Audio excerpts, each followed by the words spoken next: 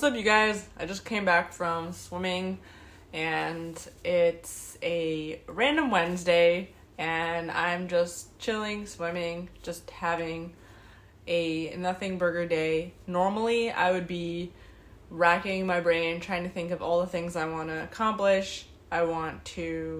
There's a lot of things I want to do. I want to learn my languages that I want to learn. I want to work on my business ideas. So many of them. So many stuff that I already started and working on. Maybe it went through. Maybe it was successful. Maybe I'm making a little bit of money from it and I want to make more money. Just stuff that like the book, like my shop. Stuff that I should be focusing on, or I want to be focusing on, and I just don't feel like it because I am so cynical. I'm in a place where I'm just so tired all the time because I'm pregnant. Pregnancy makes you very tired and makes you not care. I mean, at least in my case, it makes me just not care about anything. I don't care about anything. I don't care about making things work. I don't care about being optimistic and being resilient. I don't care, even though I am usually the queen of optimism. Usually people always call me very optimistic, it's funny because I never saw myself as optimistic, but now I understand it because now I'm so not I thought I was just normal. Yeah, of course you have to believe in things if you want to do them. You have to believe in all the stuff you want to try if you want to succeed. You have to just believe in everything, and just keep shining, positive attitude, manifest what you want. And I do believe in manifesting, but I feel like I'm in this place right now in life where I don't care. I feel so cynical about everything. I don't care. And the weird thing is I feel cynical even with proof that things have worked out. Even with the proof and evidence in my hand, I just feel like I have actually been optimistic for so long. I've been optimistic for so long that now, even though I have the proof in the pudding in the proof? I have the proof, I have the evidence to say that things are working my way and life is kind of moving in my direction and whatever, we've manifested a lot of the stuff that I wanted and I didn't even think it was possible at the time, but I just told myself that I was going to be optimistic no matter what, and I want it so bad. And now, because the proof is there that I can have everything I want, my body is oh my God, finally we can just be real. It's like when you are with your friend and she is really fat.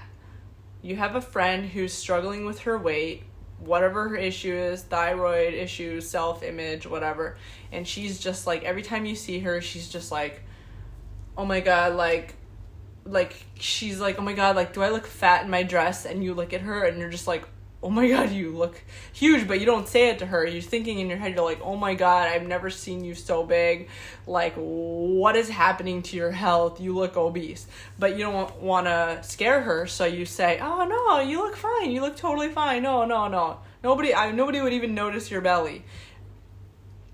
And so this goes on until finally she is able to manage her weight. She gets her health in check, whatever, and she goes back to her old weight before she gained that weight. And then she comes to you and she's how do I look? And you're oh my God, I was so scared because I saw that you got so fat. And she's what? Why didn't you tell me that I was fat when I was fat? And you said, and then you told her, well, I didn't want to scare you. Because in the moment, what you needed was encouragement. You needed some uplifting.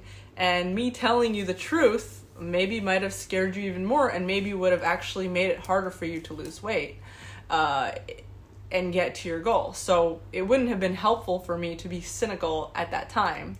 But now, because I need to be honest with you, now I can be honest with you because we're over it. We're over the scary part. oh my God, like, you know, your wife is in labor and she's like, oh my God, do you think I'm gonna die? And you tell her, no, I don't think you're gonna die. You're gonna be fine. You're totally gonna be fine. But you do secretly think she's gonna die because there's a complication and you're like secretly terrified and you secretly think she's dead. But you say, no, you're totally fine. You're gonna be okay. And then after the labor passes and she's totally fine and totally in the clear, you're like, oh my God, I really thought you were gonna die back there. And then she says, why didn't you tell me? And then you say, because what you needed to hear to survive in the moment was something positive, not something scary. So it's kind of like the same idea where we do this for ourselves, where we're struggling. And I feel like this has been my life, where I was struggling. And I was always just being optimistic and being positive because I just couldn't afford to be negative. And people would like throw negativity at me constantly, not realizing that some people are so chronically positive because we have to be in the moment. But then the second things do work out and we have the chance to be negative, actually, we are very negative because it's like, oh my God, like I had to tell you that you're getting fat there. You were getting fat. I have to tell you that I thought you were gonna die back there. I thought you were dead. I thought you were gone. And you're able to breathe and say this and say, and say this because the worst part is over. And I feel like I'm in that place in my life where I can be cynical. And I love it. I love being cynical. I love the ability to be cynical. I love not caring. I love the ability to not care. And I think that now that I'm in this place of being cynical and not caring, I'm starting to think that being cynical is a gift. Because when you're cynical, you don't do things that are unsustainable. You don't, when you are the person throwing around the negativity instead of the positivity. Actually, I was watching a Teal Swan video recently where she talks about overcoming toxic optimism. She calls it toxic optimism or toxic positivity. She uses those terms. And toxic positivity or toxic optimism is basically where you lie to yourself and you just say, it's going to be okay, it's going to be okay, it's going to be okay. And you totally just avoid thinking about or saying anything negative because you don't want to deal with the repercussions of like acknowledging the truth, which is maybe like a negative thing. And that really resonated with me because I've definitely done that a lot. It was like a survival mechanism because I don't know if I should say I regret it, but it's definitely a survival mechanism where you tell yourself it's going to be okay. You know, you're manifesting. You're trying to manifest the thing being okay. So you're telling yourself it's going to be okay. You're telling it. And deep down, a part of you really starts to distrust you because the part of you is like, dude, we're not okay. You're telling me that I look skinny, but you know that I look fat. You're lying to me. So now I don't trust anything you say. So now whatever you say to me, I'm not going to trust it. And I'm going to just keep feeling the way I feel. So when you are finally able to let go and be cynical, your body will trust you. Because that's how you feel. You're not lying to it. You're not like trying to push it to think and believe something that it doesn't think and believe. And another thing that you don't do is you don't take on commitments, things that you can't take on, that you can't afford. So part of cynicism being such a gift is what I'm realizing that, you know, when you're optimistic, you take on a lot of things. You take on a lot of projects. You text everybody back in your phone that texts you. You say hello to everybody that says hi to you. You call back everybody that called you. You try every business idea, every single one that's out there, you know, so that, you know, one of them should work out, right? You just try all of them. That's when you're optimistic. You take big, huge risks that really you're not really equipped for, but you just forget about like the negative stuff. There's me in the camera. You just like ignore the things that could go wrong because you're just so positive, you know? But your energy becomes depleted really fast and you're less likely to succeed because you're just spread too thin. And the thing you need to be successful is consistency. If you're spread thin right off the bat, you're not going to be consistent. You're not going to succeed. You're going to keep falling in a pit, and not learning your lesson. And over time, you're going to become chronically cynical on the inside while keeping your brave, optimistic face, which is what I did. And I think part of the reason why I was attracting negativity from my surroundings is because people instinctively knew what I needed to hear. They knew that I needed to hear negativity because I was refusing to tell it to myself. I was trying so hard to keep a brave face on all the time. And I would try to vent my negativity in certain ways. I would come here and I would vent my negativity. I'd go on Twitter. But, you know, in my real life, in my personal life, I wasn't doing that. And I was always trying to show a brave face and be positive in my personal life, in my real life. And I think that eventually that bubble pops. And when it does, it's really a gift. When the bubble pops and when you're like, fuck it, I can't. I don't believe anything is going to be positive. I don't think it's going to turn out okay. I can't even be bothered to try this new business idea or to try this reselling bags, handbags. I can't even think about that right now. Ew. I don't believe in this going to be successful. I don't who cares about handbags? People care about handbags, but you know, the things that I would tell myself, like, people care about this. People care about this. People want this. People, blah, blah, blah. And then a part of me in the background is, like, getting really cynical and is like, dude, we're so tired. We're so tired of you always being, like, a rah-rah. And now, finally,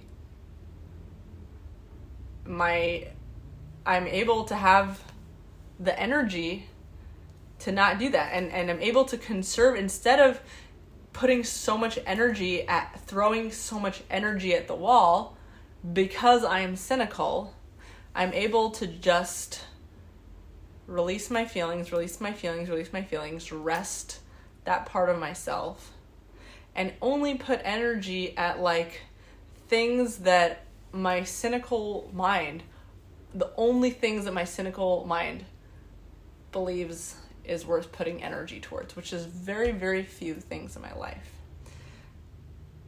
which is more likely to make it succeed. Okay, so let me put this in perspective. Being cynical as a superpower, cynicism as a superpower. Let's talk about my dad, even though I don't like to talk about my family too much because they're not here to talk about themselves and they're very private people, so. But like, it's a really good story. So my dad, he took a really long time to become successful. My whole like formative years of my childhood, we were poor. My dad was building his business. We were living on food stamps. We were living with other people, you know, my grandparents. And in the beginning of starting his business, my dad was very hopeful. He was very optimistic. And he was just throwing things at the wall. He was just like, let me do this. He was going around asking for loans, investment, because he was young, he was hopeful, he was optimistic, and he was full of energy to throw around. He didn't have to be conservative with his energy and his optimism and his hope because he was young and he was just starting out. He hadn't been beaten down enough. So what ended up happening is basically until this energy became depleted, he tried everything. and nothing was working because he wasn't being conservative with where he was placing his energy. He would place his energy at something he'd get. I only recently found out that my dad got his real estate license at some point. He was feeling desperate. There was a period of time when he was feeling really desperate. He was taking a lot of jobs. He was just trying everything in it, and nothing was working. And it got to a point where he started to feel really, really, really cynical, and he stopped really trying. He stopped trying, and he just became so cynical about anything working out that he ended up just sticking to his original business, which was like a really hard business to make money from, but it was a kind of thing where like once you make money, you make a lot of money. But that original business, it was the kind of thing that just takes a really long time. So like he just like while he had the energy to be optimistic and hopeful, he was just like trying to get away from that and finding like better ideas out there. But then it got to a point where he became so cynical. He's like, there's no good ideas. There's no faster ways to make money. There's no point in going out. Let me just like retreat in defeat or whatever, which was go back to just continuing to like dig myself deeper into whatever I was already working on, which was the first business, which he had already started and he was already working on. He'd already stuck himself in. And eventually it worked out because he was too cynical and too energy depleted to spread his energy into anything else. And it's just really interesting that sometimes being too depleted, and in the last video I talked about how sometimes being poor or hitting rock bottom is a thing that saves you because you're just too depleted to do the thing that will start new in another place. So you're kind of forced, because you're so depleted of energy, because you're so cynical, because you hit rock bottom, whatever, you're kind of forced to make things work in a certain way. And you don't really want to be doing it. You're not doing it because you want to. You're not doing it excitedly. You're doing it because there's just nothing else to do. The only other alternative is to crawl in a hole and die. And you don't know if you're really willing to crawl in the hole and die. So you're just going to do this thing. And you're just going to keep doing it. And like at this point, you're so cynical, you don't even think it's going to work out. You're just going to keep doing it because you're here already, whatever. And then eventually it works out, not because you had the energy to be optimistic about it, but because you were so cynical that you didn't bother jumping ship and looking anywhere else for more money, if that makes sense. You were cynical enough to be consistent, basically. And, some people confuse being consistent with stagnation, with stagnating. I think that sometimes they exist in the same space. But it's not always. Like, if you're already working at a restaurant, for example, a lot of people use the restaurant industry to describe stagnation, to say like, as a marker of like, this is how you know you failed in life, is that if you went to college, and I mean, at least in the States where I worked as a restaurant waitress for a few years, and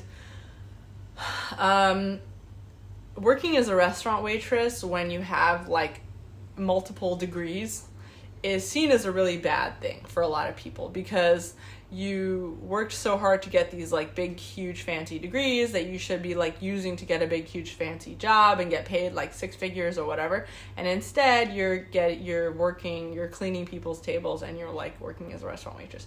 And then a lot of people, a lot of waiters, wait staff, they're alcoholics. Like this is just like the culture of being a server.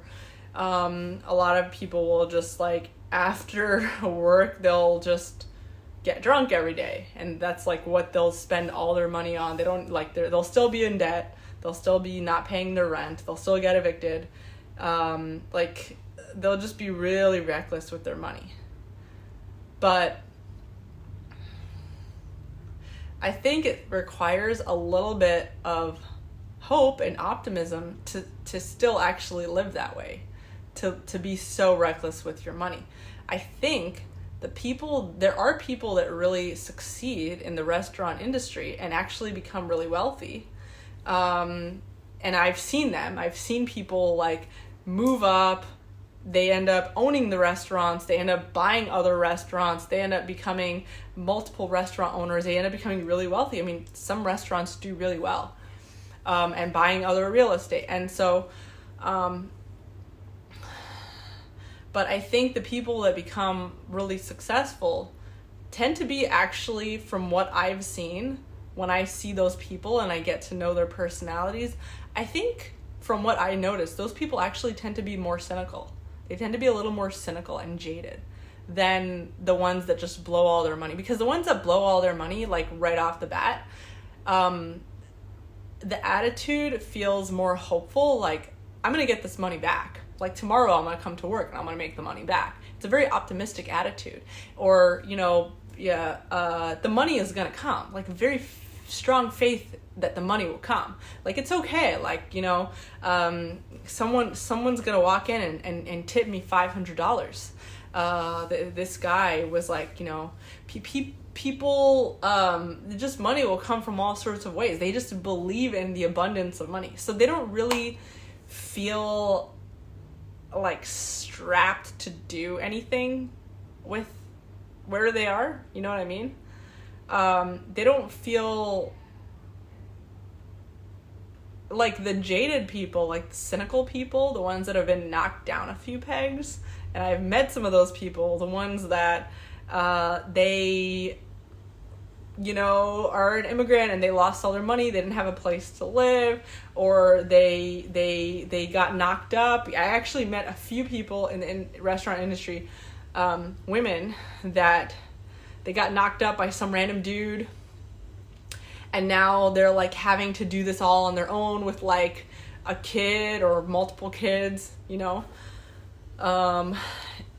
as a waitress, and then they have to figure it out. Those people are too cynical and too knocked down to just be reckless with the money. They're not spending all their money on a shopping spree. They're not doing that. They're not like, they're not living their best life. They're just jaded. And they also don't care. Like, when you talk to them, you're like, oh my God, because I was so optimistic. I always was coming up with like other different ideas of like how to make money, always, for as long as I can remember. Even as a teenager, I was always like trying to come up with like, oh my God, like this is a way that you can make money. And I would like go up to people and be like, oh my God, like try this thing, try this new thing. Like, this is so cool. Like, people are making money doing this and doing that. I was always just full of energy and excitement and ideas. And I would do that and they would be like, they would be so cynical. Those people, they'd be so cynical. But I see those people succeeding also when I was working as a waitress in a strip club. There were girls like that were just so cynical. They were just not interested. They weren't, they just didn't care. They didn't care about which guy walked in that had the most money. They just weren't. They were just so cynical. They were just kind of there to just keep doing what they're doing. And they were just consistent. Every single night they were consistent. They came in, they did their thing. They weren't trying to bag. They weren't putting their energy to bag the richest guy that was in the room. Because like a lot of the other, when I was in, at the clubs, a lot of the strippers are really, they're hustling. They get really excited about like which guys come in. Every night it's different. Like, the people that come in are different. And the waitresses, me and the other waitresses, like, we were always trying to help the strippers know how much money like each guy had that walked in. And so we would stand by the ATM machines, see the guys checking their balance, peek in there, see how much they had, and then we would go report to the strippers, and then the strippers would know how much money the different guys had, and like they would get really excited, and they would all like crowd around the richest guys to try to get the most money. the really cynical ones that I noticed, the ones that were like a little bit older, maybe they had a child or two, not always. I mean, some of, but there were like really the ones that I considered really smart, that maybe had a sick relative to take care of, things that they had to deal with, responsibilities. They were just so jaded that they didn't even bother. They didn't even bother trying to get the shiny catch of the day. They just didn't bother. They would sit in their corner, they would do their dance, they would do their thing, and then they would leave. They wouldn't talk to anybody. They just didn't care. They were too jaded. They were too jaded from life. They were just too knocked down. But those people were also building other things on the side. Like, because they were jaded and cynical and they weren't expending energy on shiny new objects and being optimistic and hopeful right now in the moment, they were able to conserve energy to just keep being consistent in whatever it is that they're doing. They just weren't excited about what they were doing. It was very clear they weren't excited about what they were doing. But they were consistent with what they were doing. So they just stuck around and they just kept doing it. And eventually it was fine. And I think there's a place for optimism. It really is a place for optimism. It's that initiation energy of like taking that jump, making that leap, starting the business, trying out that thing, whatever, being excited about stuff. But I think that there's an unspoken, quiet and subtle beauty in cynicism and like being too knocked down by life, too tired to care, and too tired to stop doing whatever you're doing, to stop just, to try anything new. And if you do keep working and doing new stuff, you just keep doing whatever you were already doing and just keep doing it. Even if you don't care about it anymore, even if you think it's so stupid. To just keep doing it and keep being there, and